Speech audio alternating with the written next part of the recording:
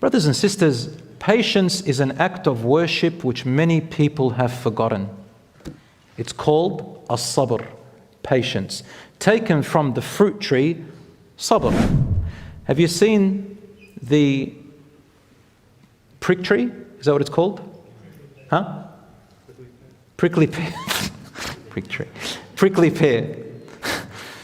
Delete it. Have you seen the prickly pear?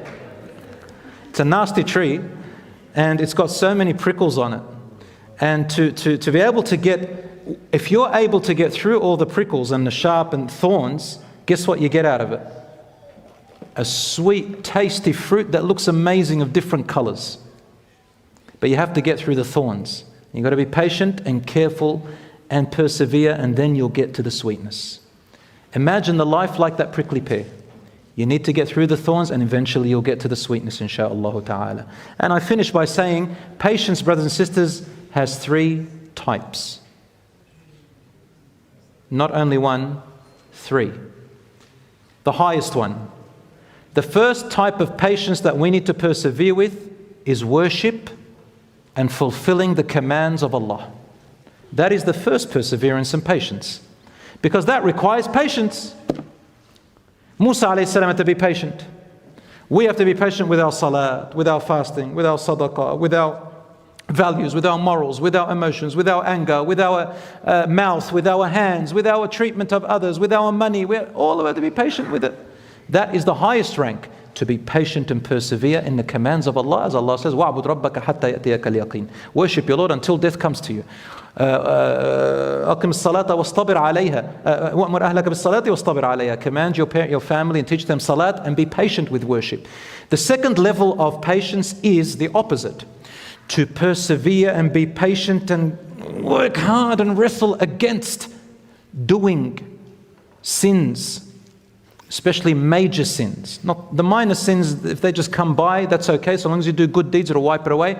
But so long as you don't insist on continuing with sins and think that they're all easy and whatever. So strive against sins as much as you can. Fight with them and wrestle.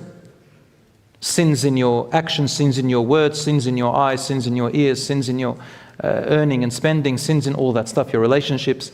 Strive all to best. And the way to strive is also, if you fall, you repent. Ya Rab, I'm going to repent, I'm going to try again. Repent, try again.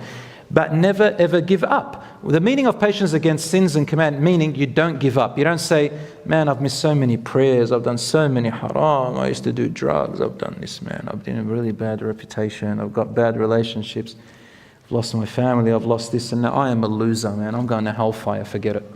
That is the shaitan telling you, don't come back to Allah. And Allah calls you again and again in the Quran. Say, oh, you who have burdened themselves and bashed themselves, thinking you have no more return because of your sins and your bad deeds, do not give up from the mercy and forgiveness of Allah. Allah forgives all sins. So that's the second type of patience. And the last one, we end it with this. The last one everybody knows, and that's what most people go through, and that is when tragedies, calamities come your way. Any kind of tragedy, any kind of calamity, whatever it may be. What do you do with this patience? You hold yourself together. It doesn't mean you're not going to go through pain. It doesn't mean that it's not going to be easy. No. Hold yourself together until you get past it.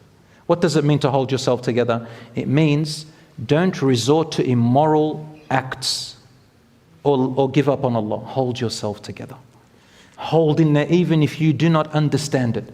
Even if you cannot find closure. Even if you cannot find a solution. Even. Hold in there. Do what you can. Ask Allah, make dua, keep going, seek help, get medical help if you need medical help, use all the resources that you have, and don't give up and say, I am in ruins, I'm gone. Keep going. May Allah subhanahu wa ta'ala bless you, my brothers and sisters. It's now time for Isha, and inshaAllah ta'ala next week we'll continue. I hope inshaAllah tonight we've learned something beneficial. May Allah subhanahu wa ta'ala bless you, reward you. And lastly, we'll make a dua. Allahumma ansur ikhwanana fi Gaza wa fi Palestine. Oh Allah, give give victory to our brothers in Palestine and change their state from fear to security, from hardship to ease. Oh Allah, protect them. Oh Allah, bless them.